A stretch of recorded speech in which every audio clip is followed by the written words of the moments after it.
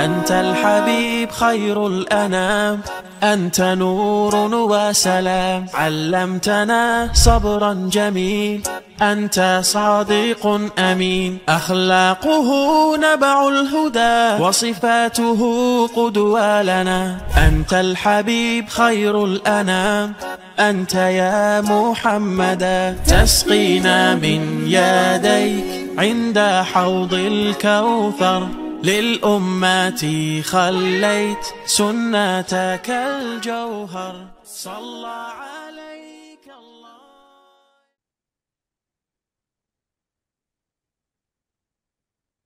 Hanya tenang yang aku cari, webinar persembahan dari Meaningful Ways bersama Bunda Ambar. Bismillahirrahmanirrahim. Allahumma inna nas'aluka ilman nafi'an wa na'udzubika min ilmin la yanfa'. Rabbi zidni ilma warzuqni fahma. Amin. Untuk itu kepada Bunda Ambar dipersilakan, Bu. Siap, Kang Reza, hatur nuhun kesempatannya. Izin saya sambil share slide-nya ya, kawan-kawan. Buat membantu memudahkan kita. Sudah keluar ya, Kang? Aman ya? Sound aman, oke. Baik, bismillahirrahmanirrahim. Alhamdulillahirrahmanirrahim. Huwallazi anzala sakinah fi qulubil mu'minin liyazdadu imanan ma'a imanihim walillahi junudus samawati wal ard wa kanallahu aliman hakima. Raditu billahi rabba wa bil islami dina wa bi muhammadin nabiyya wa rasula. Rabbi zidni ilma warzuqni fahma. Alhamdulillah kawan-kawan, hari ini, pagi ini Allah kumpulkan kita lagi dengan sebuah pembahasan yang insya Allah akan ada banyak kebaikan yang Allah titip di majelis ini, dan semoga Allah titipin kepada kita hati yang lembut, hati yang siap menerima apa-apa yang Allah titip kepada kita hari ini.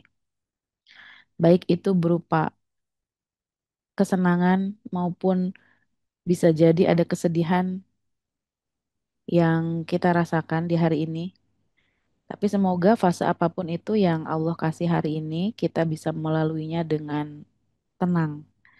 Seperti judul yang akan kita kupas hari ini, tenang yang aku cari, ya. Nah, bicara soal tenang, seperti yang disampaikan tadi dalam ayat Quran surat Al-Fat ya. Walazi angzala sakinah. Dialah Allah yang memberikan rasa sakinah, yang memberikan ketenangan ke dalam kolbunya orang-orang yang beriman. Jadi yang bisa ngasih tenang ini mutlak hanya Allah. Jadi saya langsung dulu ke jawabannya ya. Kalau kita mau mencari tenang, maka kita perlu cari sumber ketenangan itu. Kalau kita lagi merasa nggak tenang, artinya kita lagi jauh sama sumber ketenangan yang bisa memberikan kita ketenangan. Ini kunci dasarnya. Maka kalau mau dikasih tenang sama Allah, ya deketin sumbernya. Kalau hari-hari kita dipenuhi gelisah, berarti jarak kita sama sumber ketenangan itu jauh. Makanya radarnya jadi lemah. Sinyalnya jadi lemah. Yang namanya sinyal lemah kan kalau kita nelpon juga suaranya nggak jelas, nggak kedengeran gitu ya, gerusak-gerusuk, terus akhirnya pesannya tidak tersampaikan. Maka salah satu kunci yang bisa kita pegang dalam tajuk hari ini adalah ketika kita ingin merasakan ketenangan, maka dekatilah sumber ketenangan itu. Ya. Dan ini saya mau tanya nih sama kawan-kawan. Seberapa sering Anda yang pertama overthinking? Nah, coba siapa yang sering overthinking? Khususnya saya tanya sama emak-emak nih ya, ibu-ibu yang baru juga jam 8 pagi misalnya udah mikirin nanti makan siang sama apa, besok mau masak menunya apa,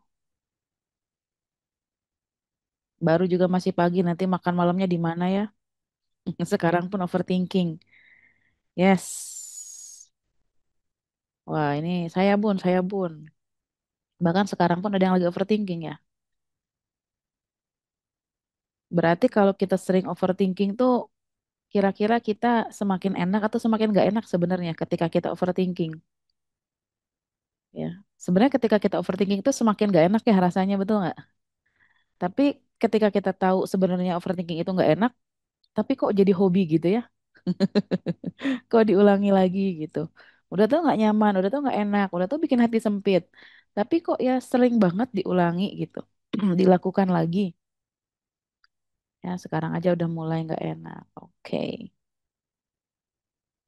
karena memang overthinking ini muncul dari kebiasaan karena latihan.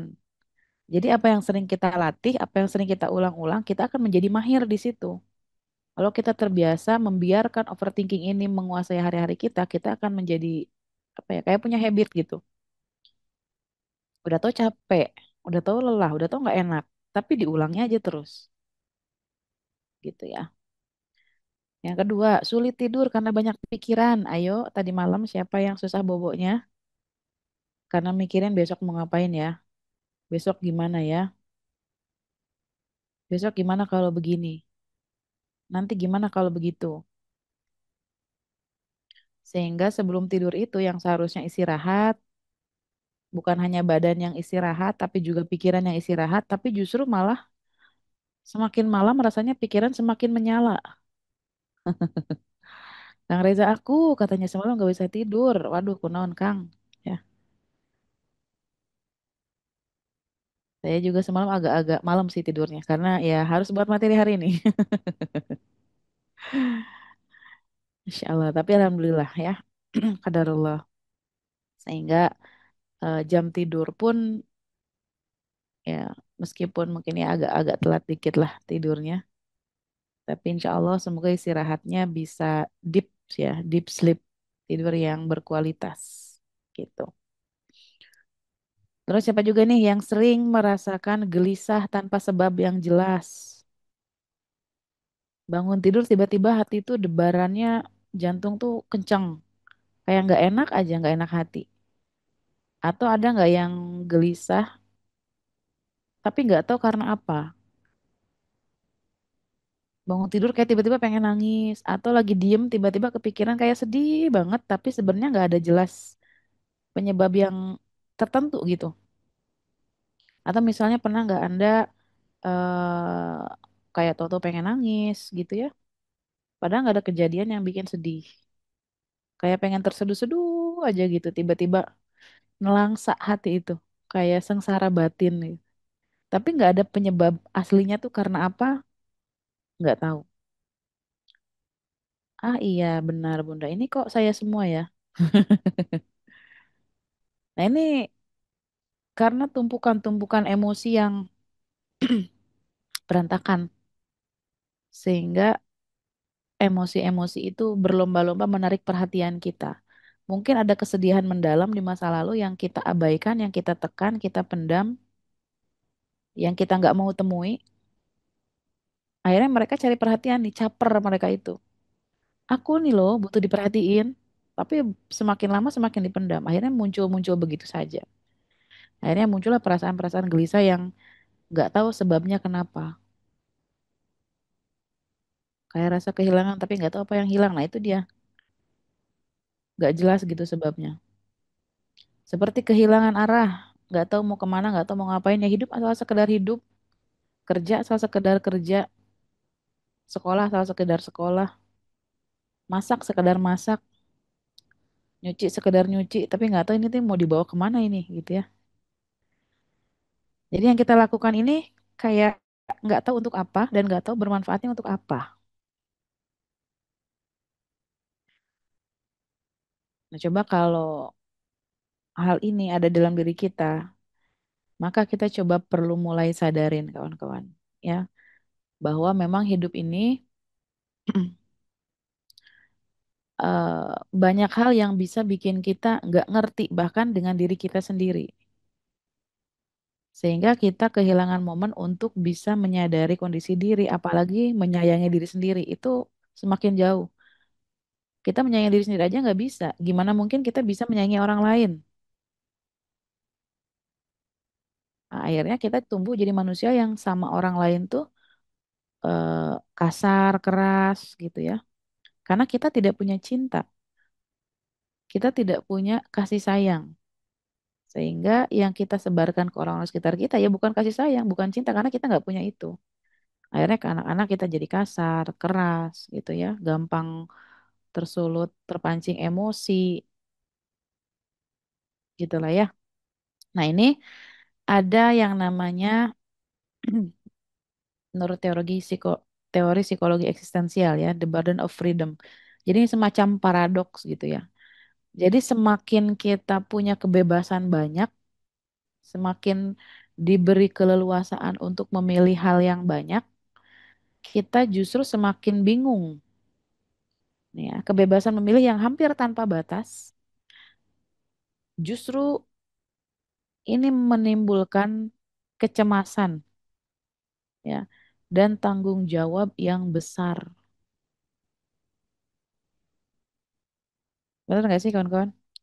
Semakin banyak pilihan justru bingung. Kan kita bingung kalau nggak ada pilihan ya. Nah, ketika semakin banyak pilihan, itu juga semakin bisa bikin kita bingung. Contoh deh ya, eh beberapa waktu yang lalu, waktu itu saya sama keluarga tuh eh ke sebuah kota gitu ya. Saya ngisi sambil jalan-jalan gitu ya, sambil main lah sama keluarga. Terus ada momen pada saat itu banyak sekali makanan, sampai saya bilang sama suami saya, bingung makan apa ya gitu ya. Karena makanan itu banyak, makan yang mana ya gitu. Terus suami saya bilang, Alhamdulillah, kita masih bingung milih. Di luaran sana mereka milih, mereka bingung mau makan apa. Ternyata ketika kita banyak milih juga sama bingungnya ya, sama sama sama ya punya kebingungan juga. Di antara saudara-saudara kita mungkin di luar sana yang hari ini bingung mau makan apa, bukan karena makanannya banyak pilihannya, tapi karena memang nggak ada makanannya. Tapi ternyata justru ketika pilihan juga banyak, itu juga bisa menimbulkan satu kebingungan, kecemasan tertentu. Ya, betul Bun, perempuan baju sedikit bingung, baju banyak juga bingung. Perempuan tuh kalau mau ke undangan tiap buka lemari kayak nggak punya baju ya, pakai baju yang mana ya? Padahal lemari kita itu isinya kan khusus ibu-ibu nih ya, ketika mau pergi masih bingung, ya, pakai baju yang mana gitu.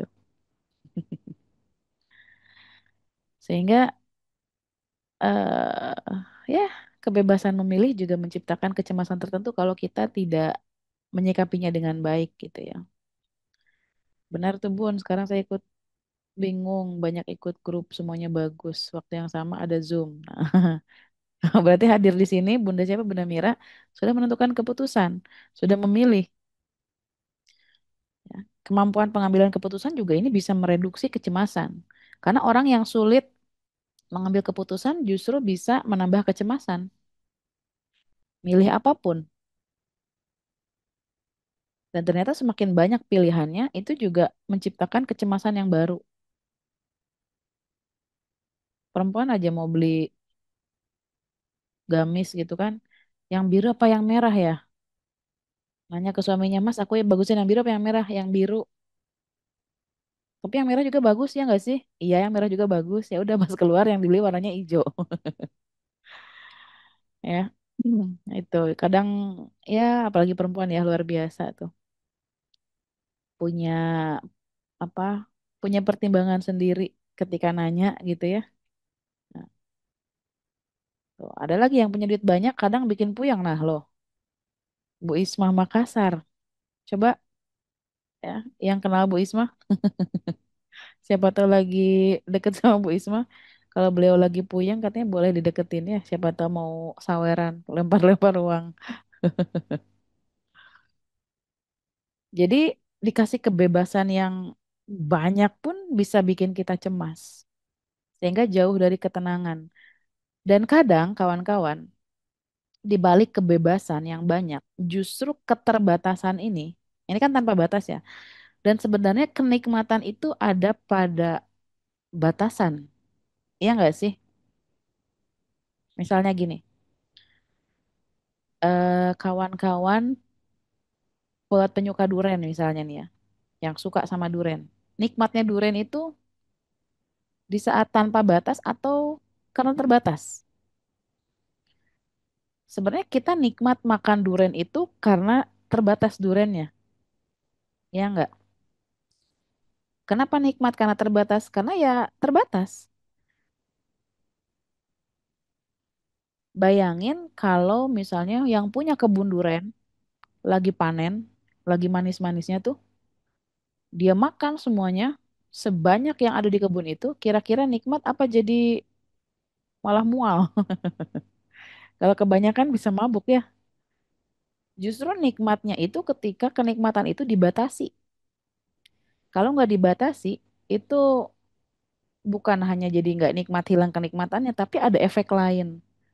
Maka yang perlu kita catat justru kenikmatan itu ada pada batasan.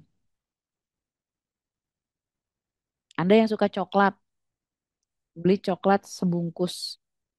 Ketika dimakan, nikmat.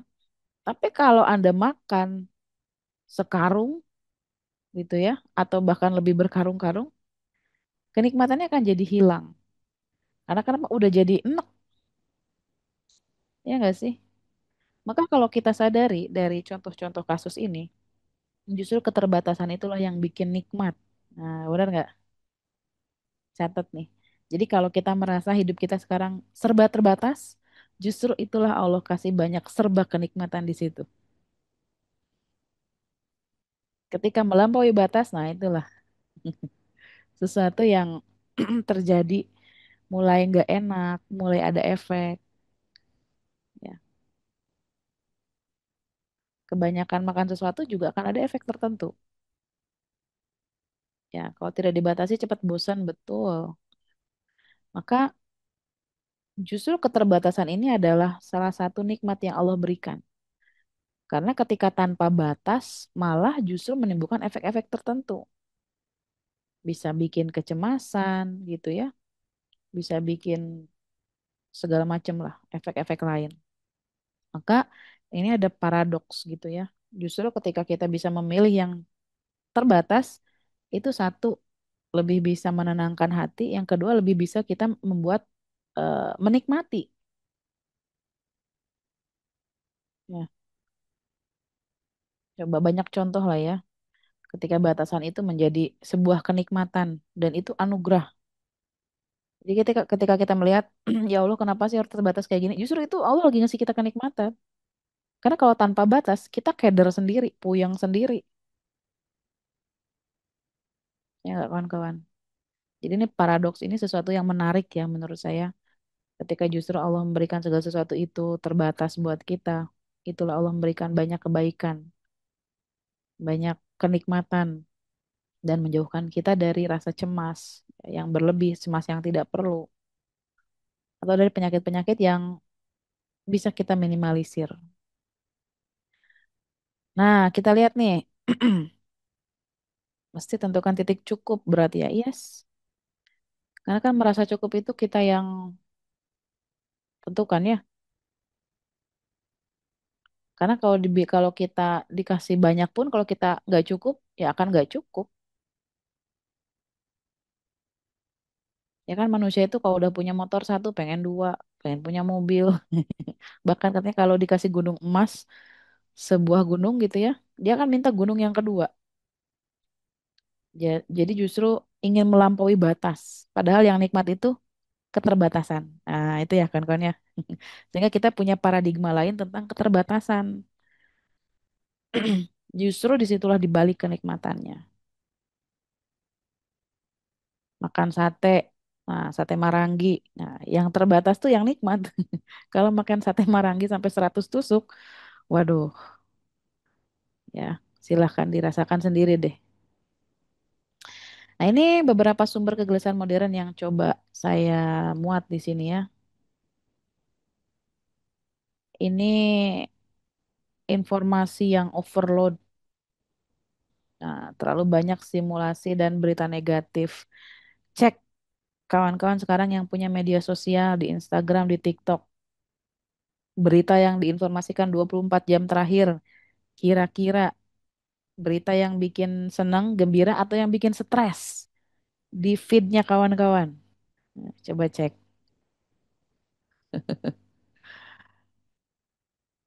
Apa jangan-jangan di zaman sekarang ini ketika buka medsos sebentar, baru 5 detik ketika buka udah baca berita yang ya Allah ini apa lagi sih? Ya, apalagi tentang kabar negara gitu ya. Perkembangan yang Masya Allah. Ada aja setiap harinya. Sampai ada bercandaan ya kawan-kawan netizen masuk surga jalur WNI katanya.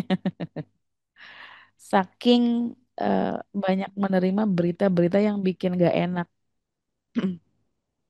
Kesal katanya tuh Bu Teti. Sampai L-nya banyak banget. Itu menandakan kesal yang luar biasa. Negara ini bikin puding. Wah, siapa yang bikin puding? Pusing mungkin ya, Bu Ane. Ya nggak sih, setiap hari beritanya ada aja yang bikin geleng-geleng gitu. Nah ini kan sulit dipungkiri bahwa ya itulah realita yang terjadi di sekitar kita sekarang. Informasi yang begitu deras,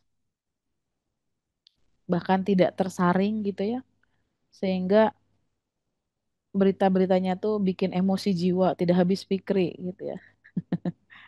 Nah ya puasa medsos. Ya mungkin kalau misalkan dirasa butuh digital detox gitu ya, ya silahkan.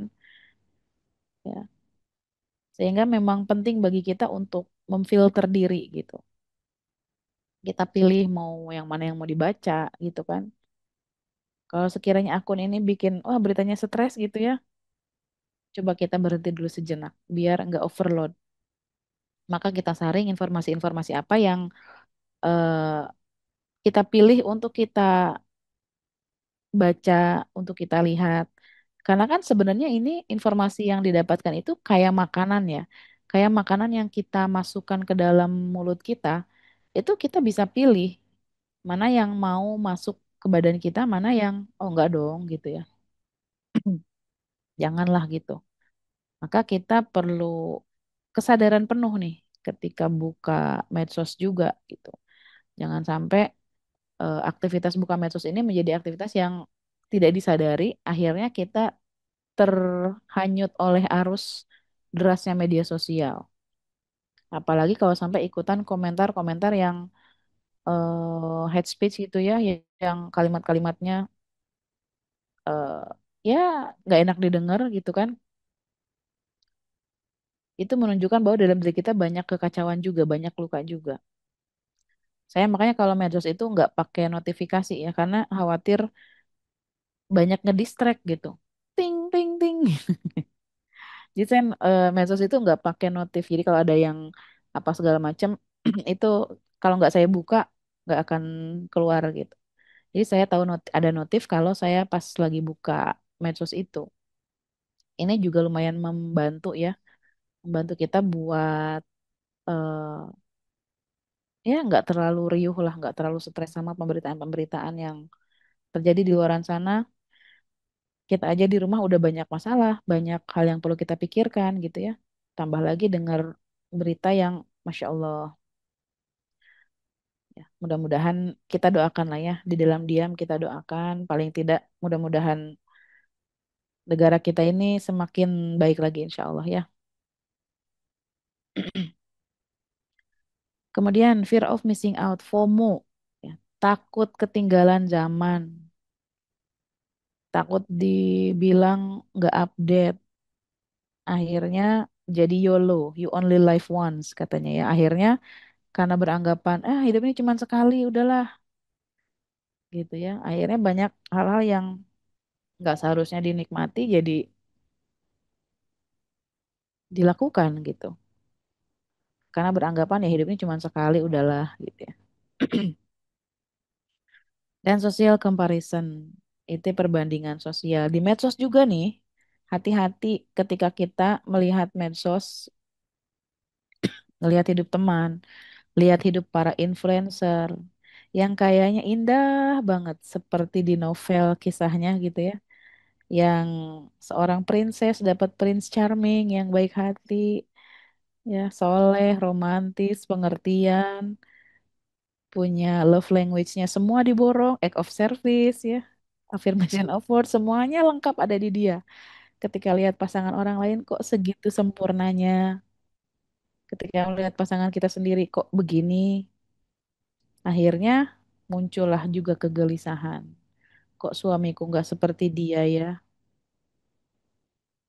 Kok suamiku nggak seperti itu ya? Padahal yang kita lihat di medsos, apakah itu realita? Apalagi zaman sekarang tuh ya, jangan terlalu gampang percaya sama medsos. Karena kadang, ya itulah, kadang demi konten orang tuh banyak memposting hal-hal yang bikin orang lain tuh memancing kegelisahan, memancing prasangka, bikin komentar yang luar biasa. Nah ini sumber-sumber kegelisahan. Jadi kalau kita belum punya seperti apa yang orang-orang udah punya, kayaknya takut ketinggalan zaman. Pernah ya waktu itu ada apa sih boneka apa namanya yang orang tuh rela antri sampai berjam-jam gitu. Terus udah gitu harga bonekanya yang mahal banget. Terus ketika kita belum punya tuh kayak kayak ketinggalan zaman gitu. Nah ya itulah Bubu tuh. Kayak kayak nggak update aja, kayak sudah ketinggalan bertahun-tahun cahaya gitu. Nah, jadi ketakutan-ketakutan seperti ini yang bikin kita juga gelisah. Pencapaian teman seangkatan udah nyampe kemana dia, karirnya udah sampai mana, pendidikannya udah sampai mana, terus rumahnya udah segede apa, mobilnya udah berapa biji, terus apalagi jalan-jalannya udah kemana-mana. Lah kita masih di sini-sini aja gitu kan. Nah itu menyakitkan. Kapan ya aku bisa kayak dia? Maka memang membatasi medsos itu penting, ya betul ya, menjaga kewarasan. Kalau kita tidak bisa memfilter diri, maka kita bisa pasang settingannya di medsos biar nggak terlalu bikin kita tuh, oh ya harus buka-buka scroll-scroll gitu. Karena ini juga merusak kesehatan mental kita juga kawan-kawan. Ya nggak sih, akhirnya muncul perasaan iri, dengki, hasad sama pencapaian orang lain. Dan yang capek itu kita sendiri. Terus ini tuntutan dan ekspektasi tinggi. Nah, baik dari diri sendiri, keluarga maupun masyarakat. Pokoknya aku harus seperti dia. Aku harus bisa kayak dia, misalnya gitu ya. Atau ekspektasi dari lingkungan, dari orang tua kah, dari mertua, dari netizen gitu ya. Sehingga kita ini hidup dalam kungkungan ekspektasi orang lain gitu. Ini juga bisa jadi sumber kegelisahan. Meskipun mungkin sebetulnya di satu sisi bisa jadi kebaikan juga ya, bisa jadi motivasi, bisa jadi pemberi semangat. Tapi kalau kita tidak menyadari itu sebagai sesuatu yang positif, maka kita akan terjebak ke dalam kecemasan. Ya. Nah, kemudian ketidakpastian masa depan, baik karir, finansial, hubungan, dan sebagainya. Ini juga gelisah. Nanti aku kerja apa dong? Nanti kira-kira aku gimana? Dan kekhawatiran-kekhawatiran lainnya. Nanti kalau suami nggak ada, dapat uangnya dari mana? Misalnya, itu kan ketidakpastian. Dan kecemasan ini muncul dari adanya keinginan manusia dengan ketidakpastian. Jadi kegelisahan itu muncul dari keinginan dan ketidakpastian. Nah, ketika mereka bergabung, bertemu, ini bisa menghasilkan kecemasan. Misalnya Anda ingin apa? Ingin ingin sesuatu lah ya, ingin ingin ada yang dicapai. Itu kan banyak tuh yang muncul. Nanti gimana? Nanti gimana kalau gini? Nanti gimana? Karena memang masa depan itu nggak ada yang bisa memastikan, ya nggak? Di sini kawan-kawan ada nggak yang bisa memastikan masa depan, yang menjamin? Nggak ada kan? Karena memang semua hal di dunia ini serba tidak pasti, maka ketika digabungkan, dikombokan dengan keinginan, maka disitulah kegelisahan, kecemasan mulai muncul. Semakin banyak keinginan, biasanya semakin besar tuh kemungkinan menjadi gelisahnya. Karena kenapa? Ya hidup juga memang serba tidak pasti.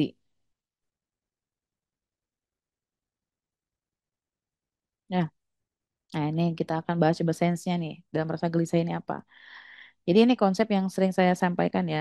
Jadi ini kita kalau ulang-ulang terus akan semakin menguat di dalam memori kita sehingga semakin mudah-mudahan kalau sering di murojaah itu jadi terbiasa dan ini menjadi habit kita.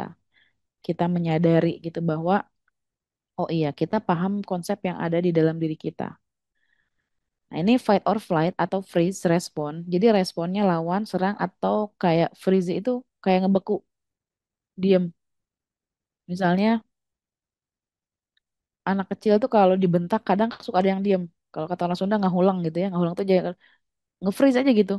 Bukannya diem, cepet lari, hah? Bengong gitu. Jadi respon fight, menyerang, atau flight, kabur, lari dari masalah, itu juga respon alami tubuh ketika seseorang merasakan ketakutan, kekhawatiran, kegelisahan, gitu ya. Sehingga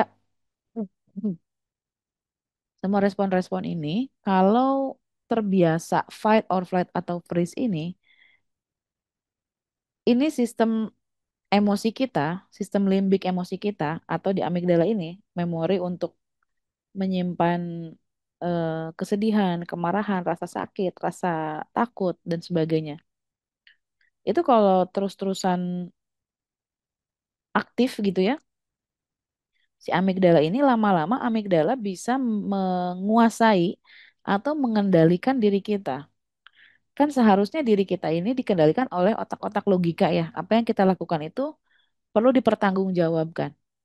Nah, kalau amigdala ini terus aktif, maka amigdala ini akan mengambil alih, membajak otak berpikir kecerdasan kita sehingga kadang kita melakukan hal-hal yang tidak seharusnya,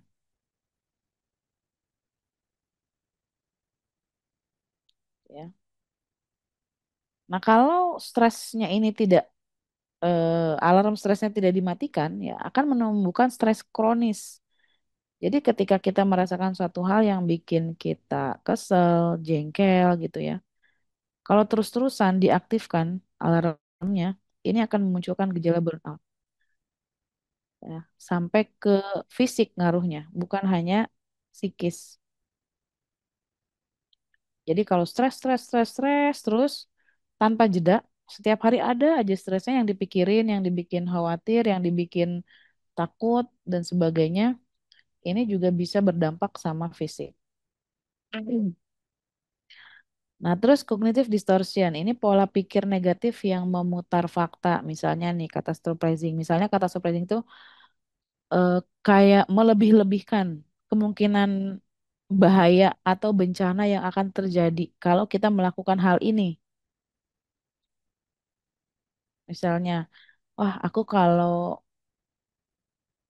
tiduran, misalnya rebahan, istirahat, tidak bekerja, saya akan misalnya lama-lama kehilangan pekerjaan. Nanti kalau kehilangan pekerjaan, saya nggak bisa ngasih makan anak-anak dan istri. Nanti kalau nggak bisa ngasih makan anak dan istri, nanti mereka minta bla bla bla. Nanti dampaknya bla bla terus. Jadi dari satu hal kecil yang kita lakukan, itu seolah-olah pikiran kita sudah berkembang kepada efek yang paling berbahaya. Itu melebih-lebihkan kemungkinan bahaya atau bencana yang akan terjadi.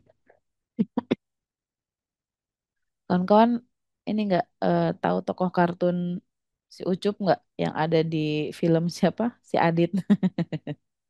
Nah itu kan kadang dia suka, nanti kalau gini bisa gini loh, kalau gini-gini bisa gini loh, nanti kalau gini jadi gini loh, gitu ya. Itu salah satu contoh, meskipun itu bukan bukan catastrophizing, tapi contohnya kayak gitu.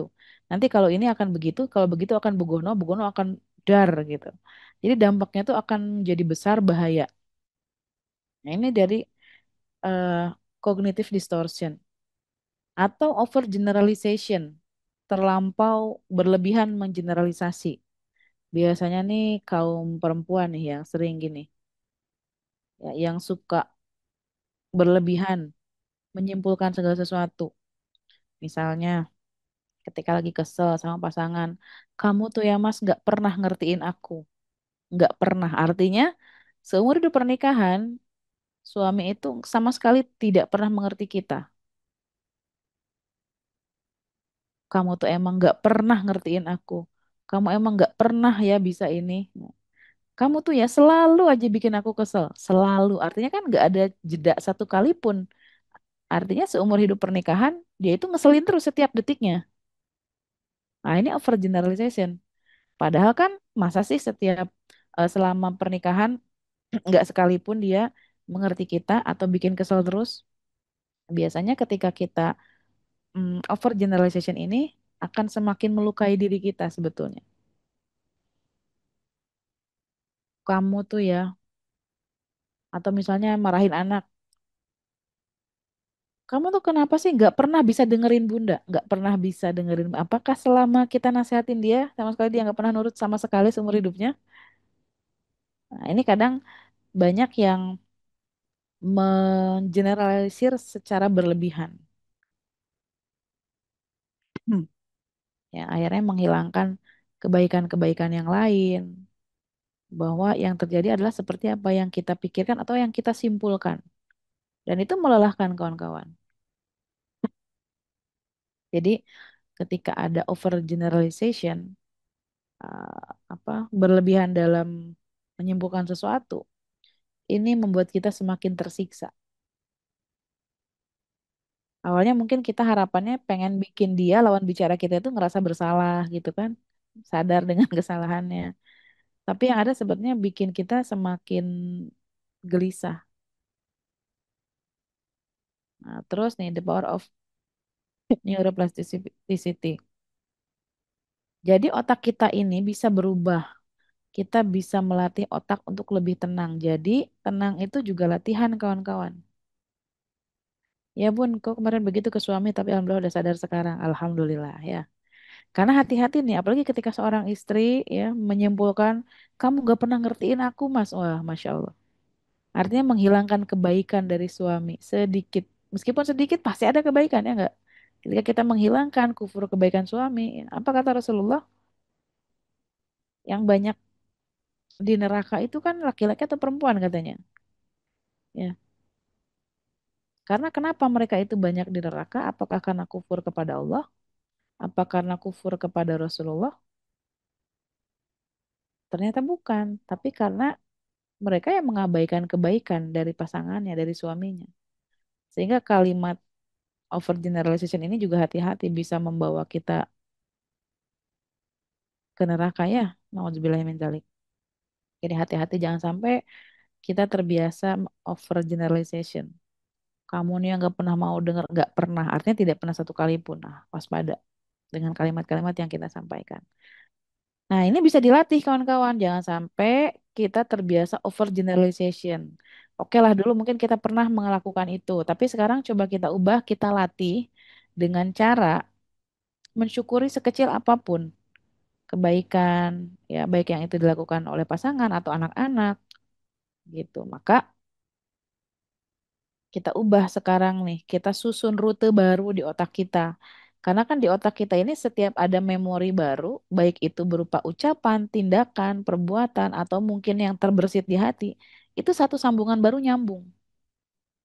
Oke lah sambungan yang lama sudah kadung salah misalnya, udah biarin. Karena yang sudah berlalu sudah, ya sudah, nggak bisa diapa-apain lagi. Yang bisa kita lakukan sekarang adalah menyambungkan sambungan baru. Kita buat sambungan yang lebih kuat dari sambungan-sambungan yang sebelumnya. Oke lah dulu saya punya prasangka misalnya suami itu nggak pernah bisa ngerti. Ya sudah sambungan itu kita lepaskan, kita tinggalkan. Jangan dikuatkan lagi dengan terus-menerus mengatakan itu. Maka kita sambungkan sel saraf-saraf yang baru dengan kalimat-kalimat juga yang baru. Dengan kalimat-kalimat yang menjadi doa baik. Karena kan Ketika kita terlintas sesuatu, itu satu sambungan otak tuh nyambung, Bu, di otak kita. Ketika kita mikirin sesuatu, meskipun itu baru berupa lintasan pikiran, itu nyambung, set, terbentuk satu ikatan, satu sambungan. Kalau semakin dikuatkan sambungan itu, pikiran itu, maka akan semakin tebal lama-lama. Semakin ingat lagi, nyambung lagi dua. Ingat lagi 3 kali, sambungan lagi 3 kali. Semakin sering diulang-ulang, semakin sering diingat-ingat, itu akan menguat sambungannya menjadi sambungan yang kokoh. Makanya kenapa dalam Islam itu ibadah itu diulang-ulang, ya enggak? Sholat diulang-ulang, zikir diulang-ulang. Karena buat menyambungkan sambungan, biar neuroplasticity kita ini memorinya memori tentang kebaikan. Makanya kenapa zikir itu bikin tenang? Kenapa dalam Al-Quran bilang kalau mengingat Allah itu menjadi bikin tentram? Karena ya ini, zikir itu diulang-ulang. Kalimat yang diulang-ulang adalah kalimat sumber ketenangan. Zat yang punya ketenangan di alam semesta ini. Jadi secara neuroscience itu begitu. Selama ini kan kita mikir, aku udah zikir tapi nggak tenang, kenapa ya? Nah, berarti kalau kita paham setiap sambungan, lintasan pikiran, setiap bacaan yang kita ucapkan atau yang terlintas dalam benak kita, itu menyambungkan satu memori. Ya, sambungan itu berlaku untuk siapa saja. Karena memang sholat juga diwajibkan untuk meskipun sampai sudah tua, sudah usianya tidak muda lagi kan tetap wajib ya. Maka selagi kita ada dalam kesadaran gitu ya, tidak hilang kesadaran, maka konsep neuroplasticity ini sangat membantu kawan-kawan. Makanya kenapa apa yang kita ucapkan ini akan menjadi habit kita, apa yang sering kita bicarakan itu akan menjadi habit kita, tuh. Ini bisa kita ikhtiarkan untuk membuat sambungan-sambungan terbaik di dalam otak kita, ya. Nah, tenang ini bukan destinasi, kawan-kawan, bukan tujuan. Jadi bukan agar tenang, tapi kita tenang menjalaninya, gitu ya. Ini kan bisa dilatih setiap hari. Nah, itu tadi dari penyambungan sel saraf yang satu dengan sel saraf yang lain. Kita bangun, kita sambungkan memori-memori yang baik, memori-memori yang memang Allah sukai, memori-memori yang memang membuat kita hidup ini merasa lebih nikmat, gitu ya. Nah, ini kita lihat nih. Nah, kita akan bahas tentang alienation, tentang keterasingan. Nah, benda apa ini ya? Kita lihat. Jadi, perasaan terpisah dari komunitas, dari alam, dan bahkan dari diri sendiri yang kemudian diperparah oleh kehidupan urban dan digital. Nah, ketika kita merasa terasing, terpisah, terputus, ya, terlepas, ngerasa tidak menjadi bagian dari sesuatu, baik itu dari komunitas, ini juga bisa membuat kecemasan, menjadi hati kita jauh dari ketenangan. Misal ketika kita terbiasa punya sekelompok bestie gitu ya, ketika kita terpisah, terasing, ternyata aku nggak diajakin, nah itu kan ada perasaan gimana gitu ya. Atau bahkan yang lebih menyakitkan, ketika kita terpisah, terasing dari diri kita sendiri. Kita nggak kenal sama diri sendiri. Apa yang aku mau, apa yang eh, aku nggak mau. Itu kita jadi kayak nggak kenal sama diri sendiri. Aku nih maunya apa sih sebenarnya? Dikasih A salah, dikasih B salah. Dikasih A komplain, dikasih B komplain. Jadi kita nggak tahu sebenarnya maunya diri itu apa. Itu kan karena kita terpisah, terasing sama diri sendiri. Nah, ini lebih menyakitkan lagi. Kalau kita terpisah dari komunitas, kita masih punya diri sendiri. Sehingga eh, ketika kita terpisah dari diri sendiri, ini yang lebih sulit ya. Karena kalau kita masih bisa ketemu diri sendiri, kita masih bisa mengenali diri sendiri, itu masih ya kita masih bisa punya tempat untuk berdiri di atas kaki kita sendiri, ya. Nah, kita akan lihat nih ada beberapa hal konsep konsep apa ya ketenangan gitu ya yang bisa kita akan kupas ketika ini memang mungkin terjadi dalam diri kita. Ketika kita memang sudah kadung ada dalam kecemasan. Yang pertama, tenang ini sakinah katanya, ya. Apa ini sakinah? Jadi ketenangan sejati itu bukanlah ya absence of problems, ketiadaan masalah. Jadi tenang itu bukan nggak ada masalah, tetapi presence of peace, adanya ketenangan di tengah masalah. Nah ini nih, coba kita akan kupas pelan-pelan. Jadi tenang itu bukannya berarti nggak ada masalah, tapi kita bisa merasakan kehadiran ketenangan meskipun ada masalah.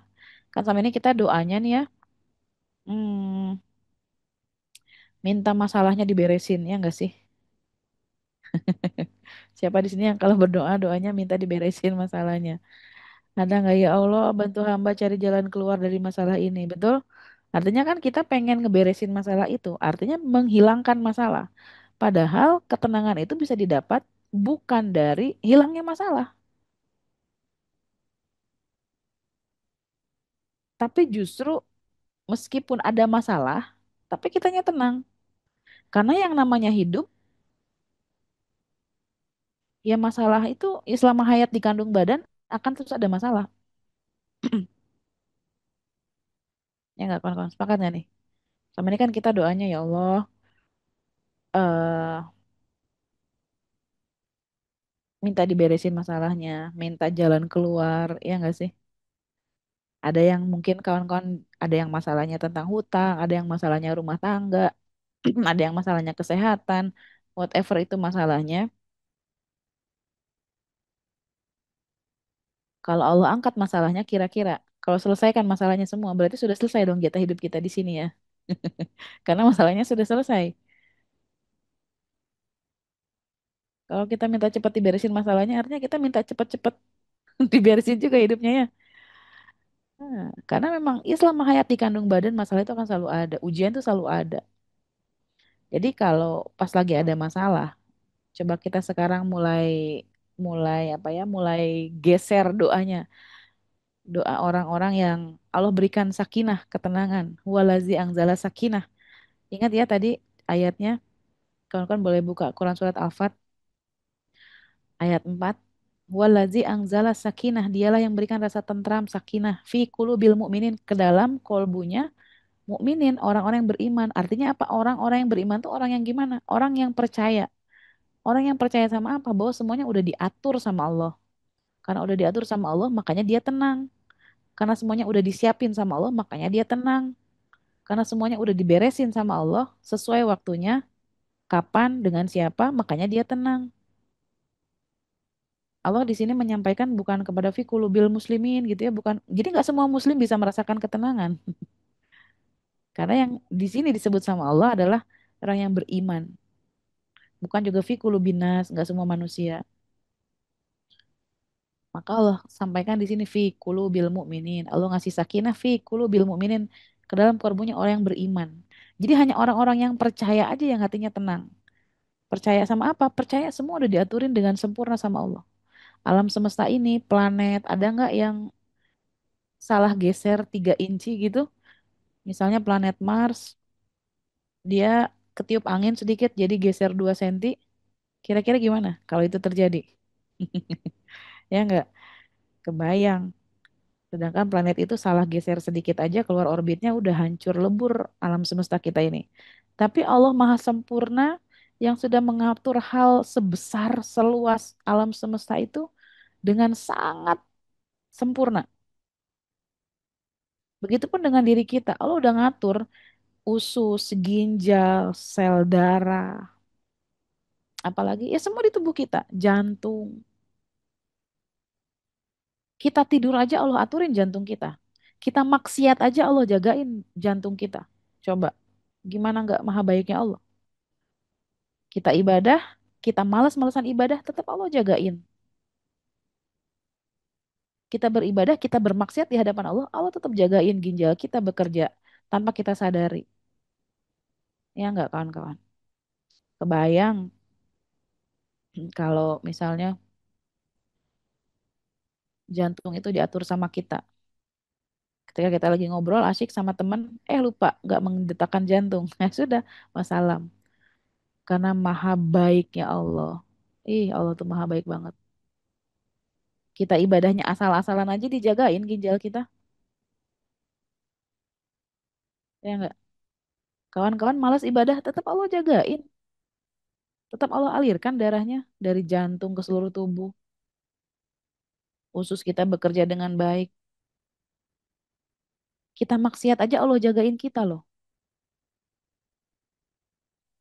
Maka kalau hati kita nggak tenang gitu ya, masih gelisah, artinya bisa jadi kita belum termasuk orang mukmin menurut pandangan Allah. Kita masih belum percaya menurut Allah. Karena semuanya udah Allah aturin, udah Allah jagain.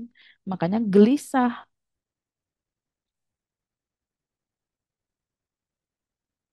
Allah tuh kurang apa lagi?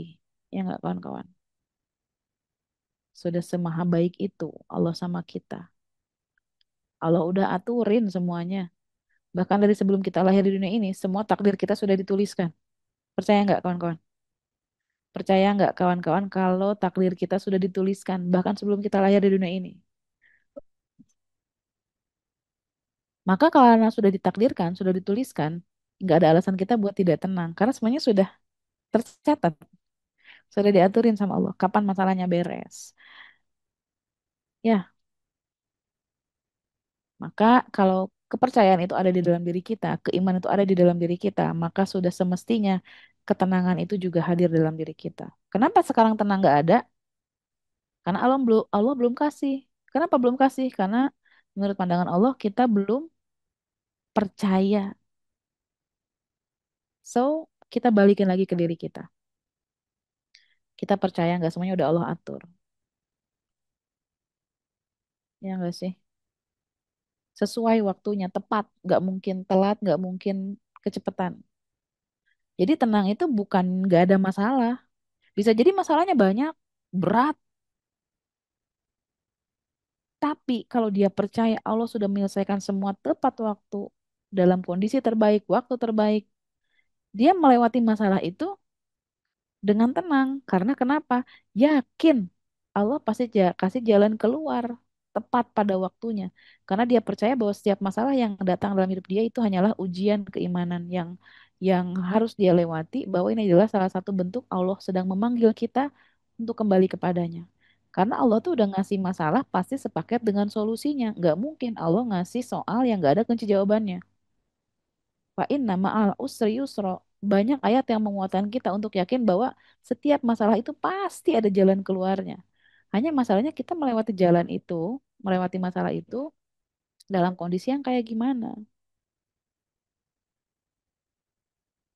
Karena kita tuh seringkali meragu bahwa pertolongan Allah itu dekat, bahwa solusi itu pasti ada. Makanya ayatnya sampai diulang sama Allah. Karena apa? Manusia ragu sama pertolongan Allah. Manusia nggak yakin bahwa pertolongan Allah itu dekat. Manusia berpikir bahwa pertolongan Allah itu lambat. Atau mungkin yang bikin lebih capek adalah kita menganggap pertolongan Allah itu datang di saat masalah kita selesai atau di saat hajat kita terwujud. Di saat hajat kita belum terwujud, kita menganggap kok Allah belum tolong saya ya. Mana ya pertolongan yang Allah janjikan? Aku udah baca ayat ini didawamkan, aku udah sedekah sekian kok belum beres-beres ya masalahnya.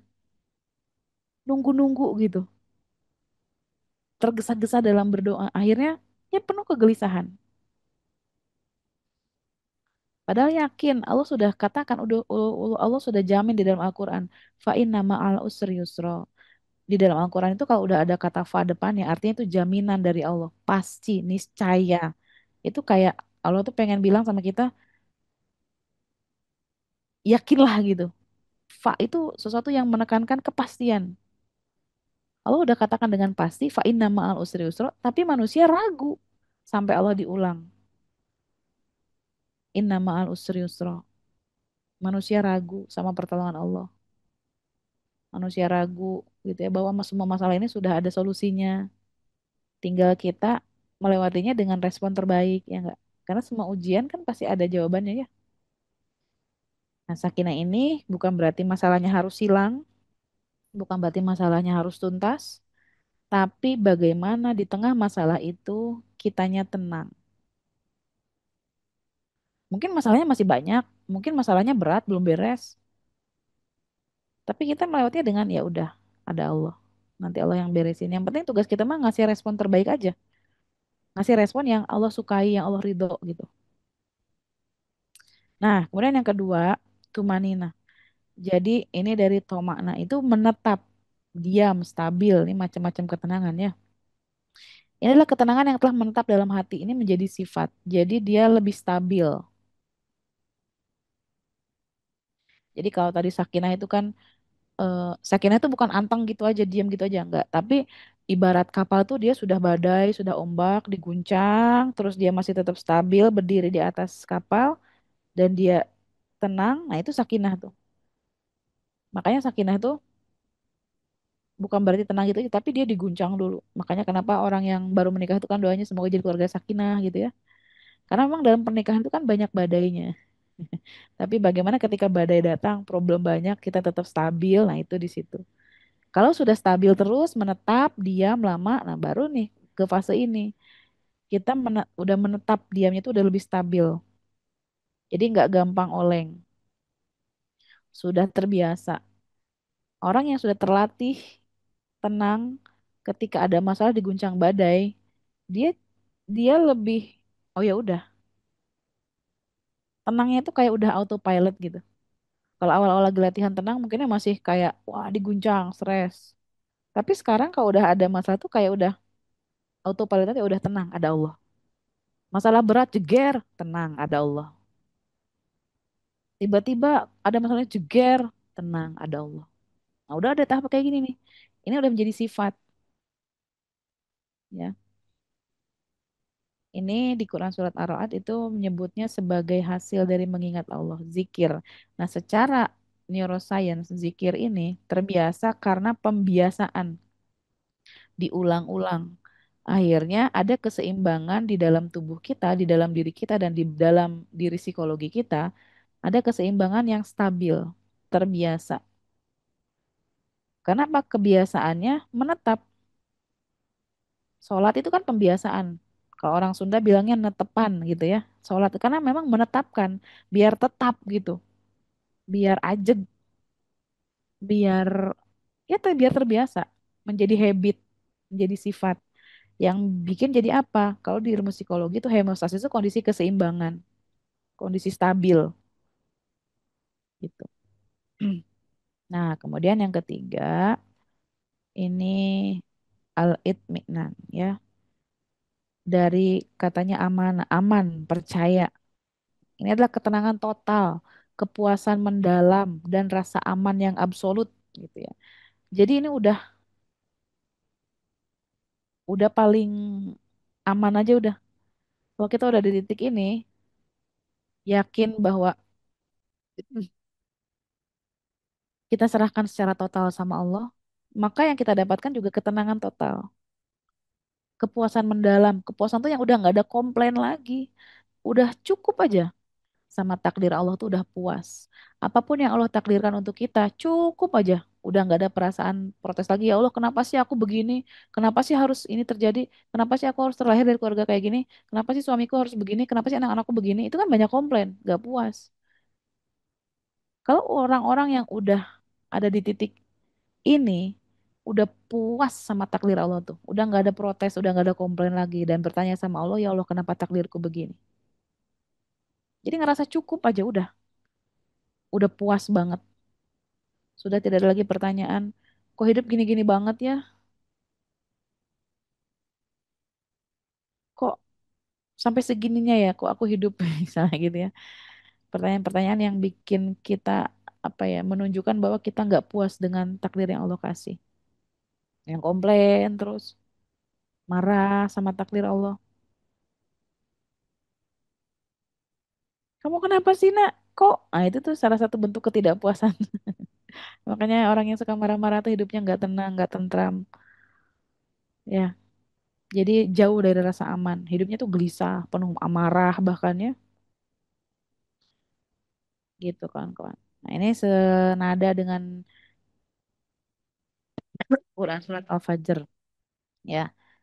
Yang dipanggil sama Allah itu ya ayat Tuhan nafsu mutmainnah. Orang-orang yang jiwanya itu udah tenang. Irji'i ila ila rabbiki radiyatan mardiyah fadkhuli fi ibadi wadkhuli jannati. Jadi kembali sama Allah itu dalam keadaan hati yang ridho dan diridhoi olehnya. Jadi kita kalau pengen diridhoi sama Allah, kitanya dulu ridho sama apa-apa yang Allah kasih. Selama ini kan yang bikin kita gelisah, marah, kesel, jengkel adalah kita pengen dapat ridhonya Allah, tapi kita belum ridho sama apa-apa yang Allah takdirkan. Mungkin Allah mentakdirkan kita dengan pasangan yang ya begitu adanya. Kita ditakdirkan sama saudara yang mungkin nyebelin. Kita ditakdirkan punya keluarga yang ngeselin. Kalau kita masih jengkel, artinya kita belum ridho sama apa-apa yang Allah takdirkan tetapkan untuk kita. Gimana Allah mau ridho sama kita, kitanya aja belum ridho sama apa-apa yang Allah kasih. Masih kesel sama orang-orang yang Allah hadirkan dalam hidup kita. Sedangkan yang Allah panggil itu jiwa yang apa? Apakah jiwa yang menyimpan marah, kesel? Enggak ya, yang dipanggil sama Allah tuh ya ayat Tuhan nafsul mutmainnah.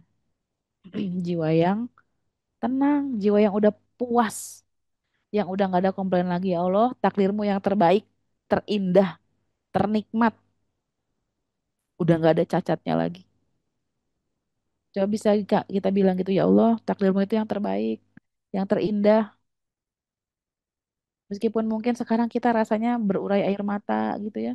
Sakit, ya Allah capek lewatin ujian yang bertubi-tubi berkali-kali, masalah berat, beban yang rasanya mungkin kita nggak sanggup buat pikul. Itu kan penuh kegelisahan.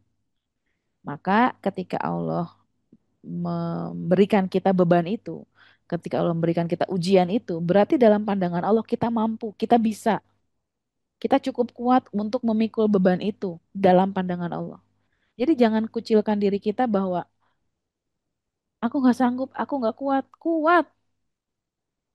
Aku nggak yakin, nggak mampu. Mampu. Allah aja kenapa sampai nitipin beban itu sama kita? Karena menurut Allah, pundak kita mampu.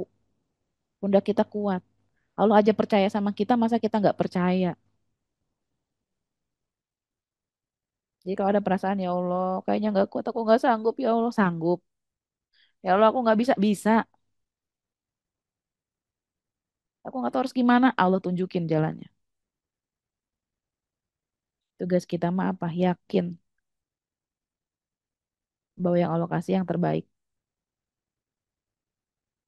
Kenapa ujian itu ada sama kita? Karena Allah menilai kita bisa. Ah, Bunda mah enak ngomong doang, nggak tahu sih rasanya jadi aku. Makanya kenapa ujian itu nggak dikasih ke saya? Kenapa ujian itu dikasih ke kawan-kawan? Karena menurut penilaian Allah, saya nggak akan mampu, nggak akan kuat kalau diuji sama ujian yang dikasih sama kawan-kawan. Pundak saya belum cukup kuat di mata Allah untuk memikul beban itu. Saya kalau diuji sama ujian yang yang Bunda rasakan, saya mungkin akan oleng, chaos. Makanya ujian itu nggak dikasih ke saya. Allah tahu kapasitas saya segimana. Makanya ujian itu kenapa dititip sama Bunda? Menurut Allah, Bunda kuat. Mungkin saya kalau diuji kayak gitu, wah oleng. Saya nggak tahu. Ya, tapi Allah Maha tahu.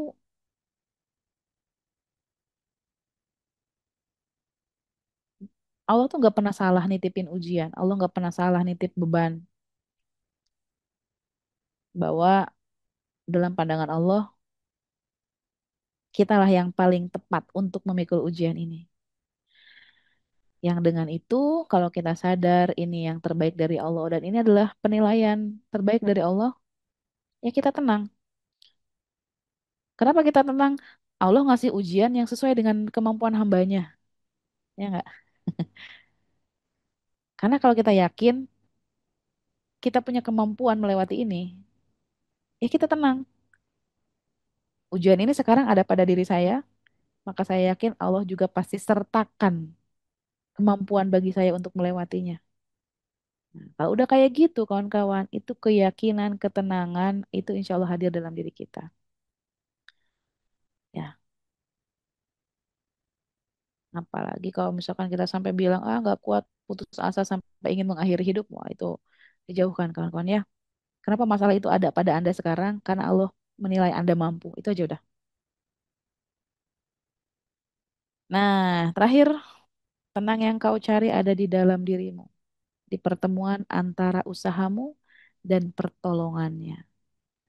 Jadi tenang itu kawan-kawan dekat sekali. Dekat sekali. Pertolongan Allah dekat, sangat dekat. Saya kemarin di pesawat melihat sesuatu ya yang bikin saya tertohok. Selama ini kan saya bolak-balik naik pesawat gitu ya. Tapi baru tersadarkan kemarin ketika melihat satu bacaan di pesawat, apa, jaket keselamatan ada di bawah kursi. Saya mikir, ya Allah, ternyata pertolongan itu dekat ya. Pertolongan Allah itu dekat. Dan memang pertolongan itu didekatkan. Jadi kalau ada dalam keadaan darurat, itu jaket keselamatan ada di bawah kursi. Jadi nggak usah kemana-mana. Saya mikir, ya Allah, ya Allah, ya Allah. Oh iya, iya, saya baru paham. Ternyata pertolongan Allah itu memang dekat, sedekat itu. Nggak usah nyari jauh kemana-mana. Dan itu ada di dalam dirimu sendiri. Jadi kawan-kawan, Bismillah.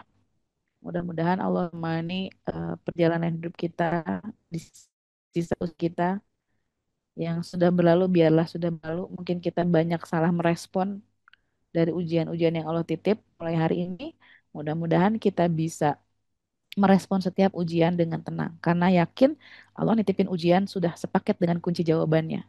Gak mungkin Allah ninggalin kita sendirian. Allah gak mungkin ninggalin kita dalam keadaan sulit, sakit sendirian. Melainkan selalu ada pertolongan di dekat kita. Setiap saat, setiap detiknya. Ya kan kawan.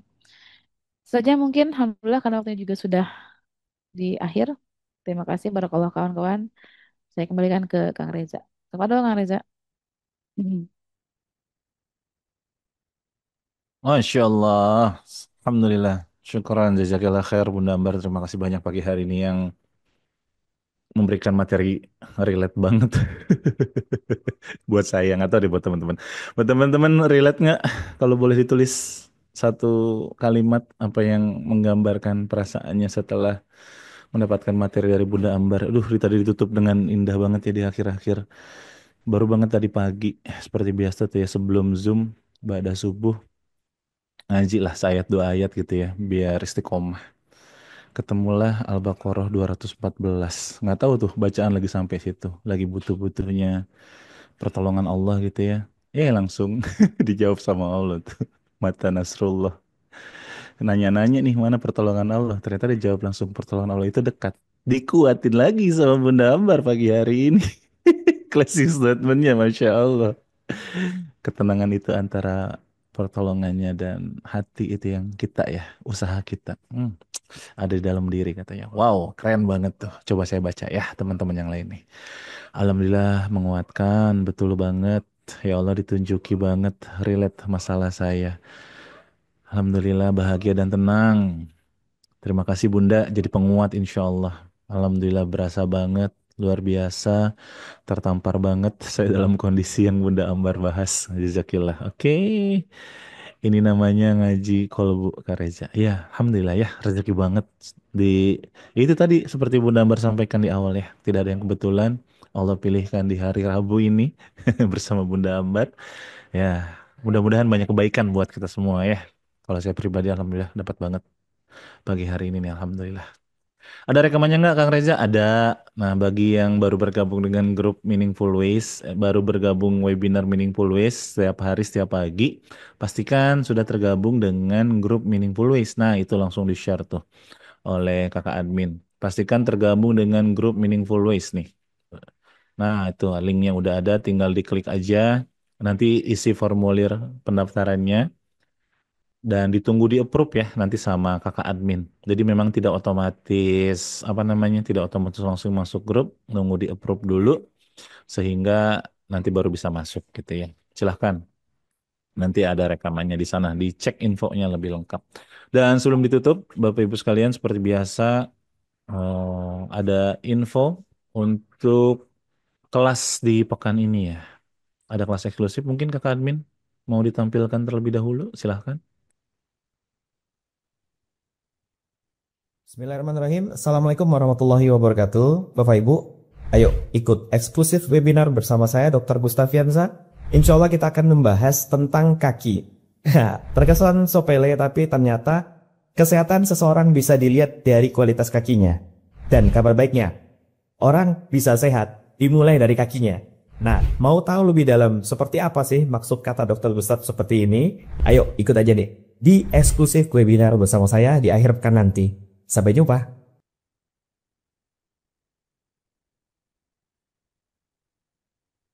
Nah, itu dia. Insya Allah di akhir pekan ini ada kelas eksklusif bersama Dr. Gustaf di hari Sabtu dan Ahad. Jadi Bapak Ibu yang ingin belajar lebih dalam tentang melihat kesehatan dari kaki, gimana caranya? Saya juga belum tahu. Maka dari itu yuk kita belajar bareng-bareng bersama Dr. Gustaf. Silahkan langsung boleh ikut daftar aja. Dan seperti biasa, Meaningful Ways webinar-webinar ini terbuka untuk umum, halal untuk diikuti, bebas disiarkan juga. Yang penting ikut dulu pendaftarannya ya, mangga tuh diklik pendaftarannya. Bagi Bapak Ibu yang mau berinfak boleh, bagi yang belum ada Kang Reza buat infaknya nggak apa-apa. Yang penting ikut dulu daftar biar tergabung dengan grup peserta gitu ya. Silahkan pokoknya daftar dulu, atau Bapak Ibu yang ingin bergabung bersama keluarga besar Meaningful Support Program, diingatkan, di reminder setiap harinya dengan ajakan-ajakan, dibersamai juga oleh Bunda Ambar dan juga Ustadz Indra Firmansyah. Bahkan nggak perlu lagi daftar-daftar kelas yang lain gitu ya, karena aksesnya akan dapat langsung di satu grup MSP. Ini boleh banget gitu ya. Insya Allah ada saya juga di dalam grup. Banyak keluarga besar MSP yang lainnya yang terus mencoba untuk istiqomah, untuk terus sama-sama mengingatkan, menguatkan, mendoakan dalam kebaikannya. Dan tentu saja yang paling utama adalah kita berniat ini menjadi bagian yang apa ya, pilar utama untuk kegiatan Meaningful Ways ini tetap tersedia setiap harinya, setiap paginya, tetap eksis, memberikan ilmu yang bermanfaat kepada masyarakat, kepada umat, dan mudah-mudahan kita menjadi bagian di dalamnya yang terus support kegiatan dakwah ini terus berjalan gitu ya. Silahkan Bapak Ibu, bagi yang mau ikut menjadi keluarga besar MSP, atau bagi yang mau ngobrol-ngobrol dulu, tanya-tanya dulu, silahkan bisa ke Kak Hadijah tuh, ada nomornya juga. Atau pengen ngobrol sama saya juga, boleh, mangga. Yuk, tah kita gaskeun pokoknya mah.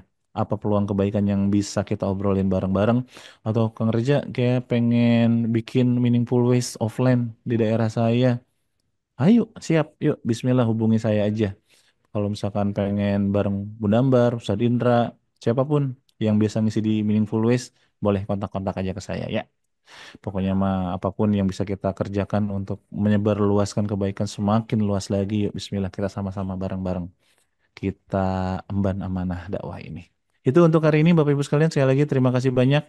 Oh iya, ada satu info lagi ya. Insya Allah Bunda Ambar juga malam hari ini akan membersamai keluarga besar MSP nih, jangan lupa ya. Dan intimate session khusus keluarga besar MSP, yang kita ada ya sharing lah ya, lebih dekat lagi bersama trainer, bersama guru, bersama ustadz ustazah. Nah, jadi jangan lupa ya nanti malam untuk keluarga besar MSP kita berjumpa bersama Bunda Bunda Ambar. Ini kita lagi terus persiapkan pendampingan yang kita optimalkan lah ya. Setelah 2 pekan lalu bersama Ustadz Indra, nanti malam bersama Ustadz Ambar, dan insya Allah di bulan September nantikan kejutannya. Nanti akan ada lagi pembicara-pembicara yang lainnya untuk bersama keluarga besar MSP ya. Bagi yang mau join MSP, yuk gabung aja langsung, tanya-tanya dulu. Insya Allah nanti malam kita ketemu lagi ya. Ya terima kasih ya Bu Eti, doa-doanya pokoknya ya. Oke, oke, oke, oke, oke, oke. Terima kasih banyak sekali lagi, Bun. Mungkin sebelum ditutup ada yang mau disampaikan pagi hari ini untuk meaningful way statementnya, Mangga. Baik untuk penutup kita yang bermakna di pagi hari ini. Kalau kita ibaratkan tenang itu eh, mode flight mode yang paling produktif ya, bukan untuk lari, tapi untuk terbang melihat perspektif yang lebih luas lagi. So, mari kita terbang bersama di ketinggian yang mencapai yang maha tinggi agar kita bisa mendapatkan ketenangan dari zat sumber yang maha tenang. Barakallahu fikum. Assalamualaikum warahmatullahi wabarakatuh. Waalaikumsalam warahmatullahi wabarakatuh. Terima kasih banyak, Bunda Ambar. Sekali lagi terima kasih banyak. Mudah-mudahan ya semoga Allah ridho. Semoga Allah ridho. Semoga Allah ridho dengan apapun yang kita lakukan saat ini ya Bapak Ibu semua. Sekali lagi terima kasih banyak karena sudah mengikuti Meaningful Ways setiap hari, setiap pagi, nggak bosan-bosan belajar, memperbaiki diri, bertumbuh bersama. Insya Allah sembuh bersama juga ya bersama Meaningful Ways. Untuk itu yuk, untuk menambah keberkahan pagi hari ini, kita tutup saja dengan sama-sama mengucap hamdalah. Alhamdulillahirrabbilalamin dan doa kafaratul majelis.